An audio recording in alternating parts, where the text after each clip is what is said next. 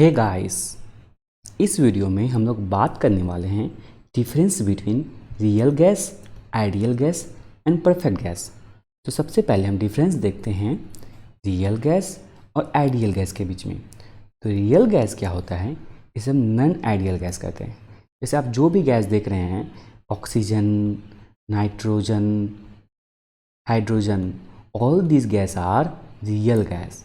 But ideal gas क्या हुआ, जैसे हम थर्मोडायनेमिक्स में पढ़ रहे हैं, तो क्या होता है उसमें कैलकुलेशन को इजी बनाने के लिए हम एक हाइपोथेटिकल गैस और थ्योरेटिकल गैस को एज्यूम कर लेते हैं। उस गैस को कहते हैं आइडियल गैस। आइडियल गैस क्या हुआ, एक हाइपोथेटिकल या थ्योरेटिकल गैस है, ये रियल में नहीं होता है, ये हाइपोथेटिकल है। तो ये हमारा हो गया आइडियल गैस। अब क्या हुआ, रियल गैस जो होता है गैस लॉ को फॉलो नहीं करता है, ये गैस लॉ को फॉलो नहीं करता है। But ideal gas gas law को फॉलो करता है, इसलिए हमारा कैलकुलेशन भी इजी हो जाता है क्योंकि गैस लॉ को फॉलो कर रहा है। अब क्या होता है, force of attraction between molecules real gas में होता है, but force of attraction between molecules ideal gas में नहीं होता है। अब ये क्या हुआ, जैसे कि ये मेरा एक स्पेस है और इसमें बहुत सारा मॉलिक्यूल्स है, तो इन मॉलिक्यूल के बीच में हमारा फोर्स ऑफ अट्रैक्शन होता है। लेकिन ये किस केस में होता है, रियल गैस के कंडीशन में होता है। लेकिन आइडियल गैस के कंडीशन में क्या होता है, इसमें अट्रैक्शन नहीं होता है। और क्या होता है, रियल गैस में मॉलिक्यूल्स है वॉल्यूम, लेकिन हमारा आइडियल गैस कंडीशन में क्या होता है कि molecules of gas has negligible volume. अब ये क्या हुआ, मान लीजिए मेरा ये स्पेस है, ठीक है, ये स्पेस है।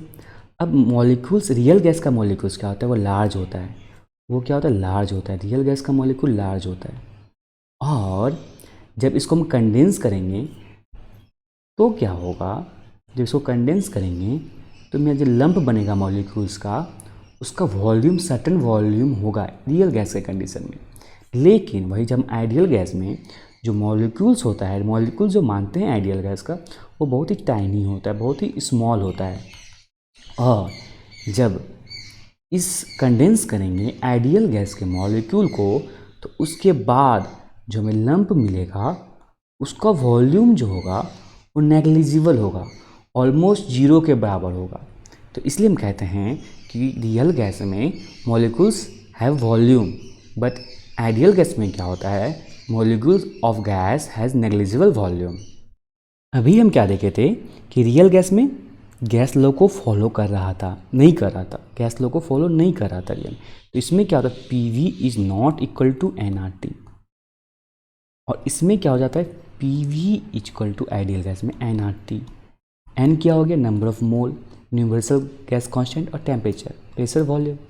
तो PV is not equal to nRT in real gas, and ideal gas में PV is equal to nRT। तो अब क्या हो जाता है, मान लीजिए मेरा प्रेशर जो है वेरी लो है, और टेम्परेचर क्या वेरी हाई है। तो इस कंडीशन में मैं जो रियल गैस है will behave as ideal gas. अभी कैसे हो रहा है, अब देखिए ये मैं कोई स्पेस है, और इसके बीच में मॉलिक्यूल्स है, ठीक है। अब इस मॉलिक्यूल्स का कुछ तो ये मोशन करेगा, कुछ काइनेटिक एनर्जी होगा, ये मोशन में रहेगा। और जब इसका हम प्रेशर बहुत लो कर दे रहे हैं और टेम्परेचर बहुत हाई कर दे रहे हैं, तो क्या हो रहा है, इस मॉलिक्यूल्स का जो काइनेटिक एनर्जी है बहुत ज़्यादा हाई हो जा रहा है, इस मॉलिक्यूल्स का वाइब्रेट बहुत ही ज़्यादा वाइब्रेट करने लग रहा है। और जब काइनेटिक एनर्जी हाई हो जा रहा है तो इस मॉलिक्यूल्स के बीच में क्या, और अट्रैक्शन फोर्स जीरो हो जा रहा है, इस मॉलिक्यूल के बीच में। तो हम क्या देखे थे अभी कि आइडियल गैस के बीच में, के मॉलिक्यूल्स के बीच में अट्रैक्शन फोर्स नहीं होता है। तो अब क्या हुआ, जब प्रेशर लो हो गया, टेम्परेचर हाई हो गया, तो हमारे मॉलिक्यूल्स के बीच में अट्रैक्शन फोर्स 0 हो गया। तो real gas behave as ideal gas कब बिहेव करता है कि प्रेशर जब बहुत ही लो हो जाए और टेम्परेचर बहुत ही हाई हो जाए। अब इसको हम यदि पीवी डायग्राम में पीटी डायग्राम में देखें, यदि हम इसी चीज़ को पीटी डायग्राम में देखते हैं तो हम इसको ऐसे डिनोट कर सकते हैं। ये हमारा पीटी डायग्राम है और ये पीटी डायग्राम क्या है, at constant volume, at constant volume ये में पीटी डायग्राम है। अब जब हम इसको आइडियल गैस का बनाएंगे ये हमारा ऐसा बनेगा, एट कांस्टेंट वॉल्यूम ये हमारा हो गया आइडियल गैस। लेकिन जब हम इसको रियल गैस के लिए बनाएंगे तो ये ऐसे बनेगा, ऐसा कर्व बनेगा, ये हो गया रियल गैस। अब यहाँ पर देखिए यहाँ क्या हो रहा है कि जब टेम्परेचर हाई हो जा रहा है तब मेरा क्या रियल गैस आइडियल गैस की तरह बिहेव कर रहा है। जो हम अभी देखें क्या टेम्परेचर जब हाई हो जाएगा तो क्या होगा, मेरा real gas will behave as ideal gas. अब आइडियल गैस में क्या हो रहा था, आइडियल गैस के लिए मैं इक्वेशन ये फुलफिल हो रहा था PV इक्वल टू nRT, लेकिन ये रियल गैस में फुलफिल नहीं हो रहा था। तो रियल गैस के लिए हम क्या इक्वेशन निकाले, वैंडर्स वाल इक्वेशन। ये तो आप लोग सुने होंगे वैंडर्स वाल इक्वेशन। इसमें क्या होता है, ये देखिए कुछ कॉम्प्लिकेटेड इक्वेशन नहीं है, ये प्रेशर ये कांस्टेंट है तो हो गया मोलार वॉल्यूम का square bracket molar volume minus b equal to RT। ये हमारा ये है वैंडर्स वाल इक्वेशन।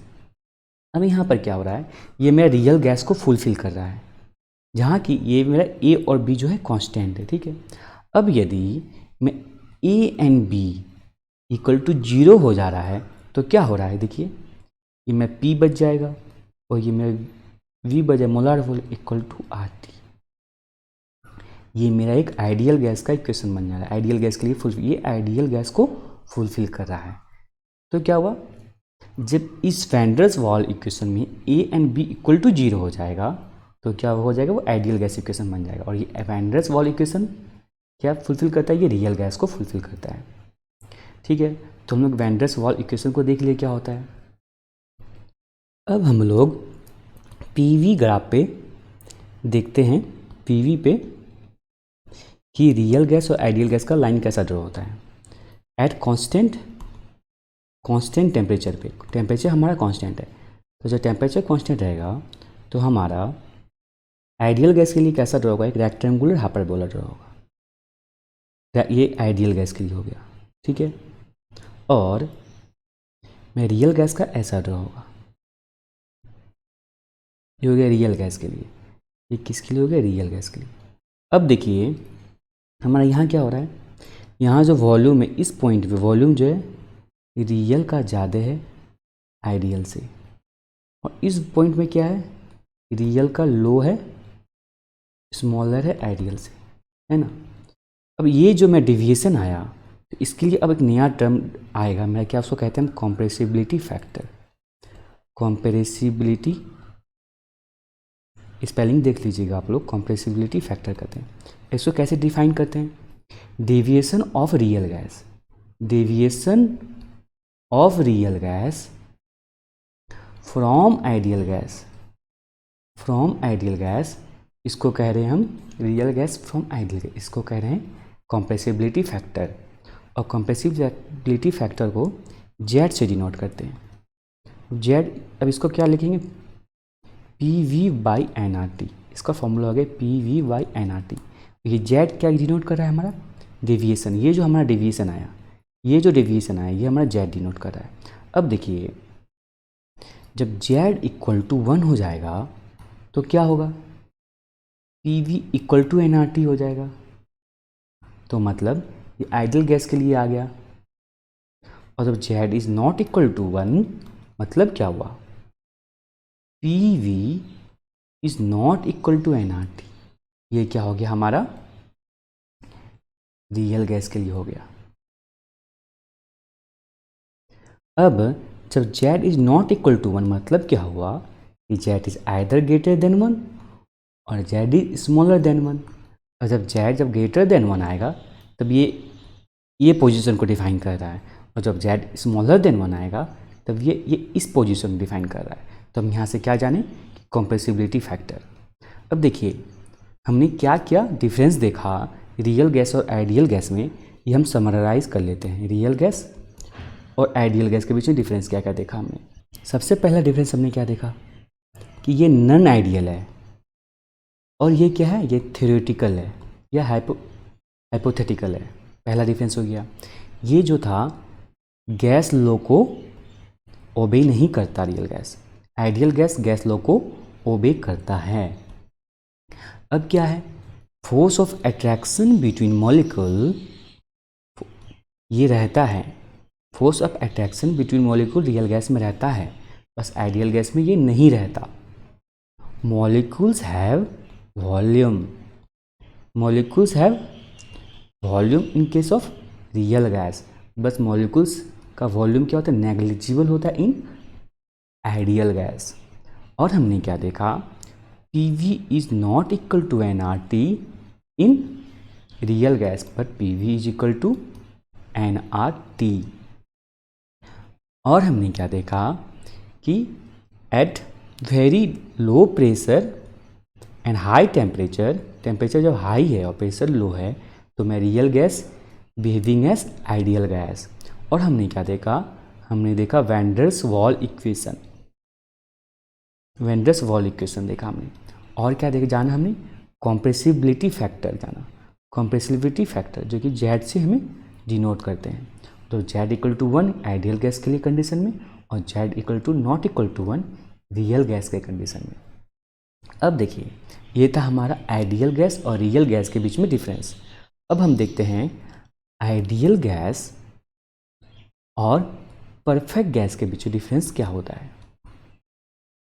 तो आइडियल गैस क्या हुआ, तो हमने जो भी देखा, क्या देखा कि मॉलिक्यूल्स के बीच में अट्रैक्शन नहीं है, नो अट्रैक्शन। और क्या देखा कि molecules has negligible volume, negligible volume. ये परफेक्ट गैस भी फुलफिल करता है ये दोनों कंडीशन। ये गैस लॉ को ओबे करता है, तो परफेक्ट गैस भी आइडियल, मतलब जैसे आइडियल फॉलो कर रहा है उसी तरह परफेक्ट गैस भी फॉलो करता है। मतलब जितना सारा इसका प्रॉपर्टीज़ है वो परफेक्ट गैस का भी प्रॉपर्टीज़ है। बस मेन डिफरेंस क्या है कि CP and CV is dependent of temperature, while in perfect gas CP and CV are independent of temperature। ये इंडिपेंडेंट है, ये टेम्परेचर का क्या है, इंडिपेंडेंट है CP एंड CV। मतलब कि जब टेम्परेचर कुछ मान टेम्परेचर 100 डिग्री सेल्सियस है तो CP and CV ideal gas के लिए कुछ होगा, और जब वही टेम्परेचर 1000 डिग्री सेल्सियस हो जा रहा है तो क्या होगा, ये CP एंड CV डिफर कर जाएगा, CP एंड CV का वैल्यू कुछ और होगा। बट परफेक्ट गैस में ऐसा नहीं होता है, परफेक्ट गैस में CP एंड CV हमेशा कांस्टेंट रहता है। बस ये मेजर डिफरेंस है आइडियल गैस और परफेक्ट गैस में, CP एंड CV का। CP and CV perfect gas में कांस्टेंट रहता है, while in ideal gas it dependent of temperature. Perfect gas यदि आप रफली भाषा में समझें तो परफेक्ट गैस आप किसको कह सकते हैं, मतलब कि जो कोई परफेक्टनेस को अचीव करना चाह रहा है, जो कि पॉसिबल नहीं है। आप परफेक्ट नहीं हो सकते, आप किसी से बेहतर हो सकते हैं, आप अपने आप को कंपेयर कर सकते हैं, बट परफेक्ट नहीं हो सकते। तो ये हो गया हमारा परफेक्ट गैस। तो हम क्या जानेंगे, परफेक्ट गैस और आइडियल गैस के बीच में डिफरेंस जानें, आइडियल गैस और रियल गैस के बीच में डिफरेंस जानें। आशा करता हूँ आपको ये वीडियो पसंद आया होगा। धन्यवाद ये वीडियो देखने के लिए।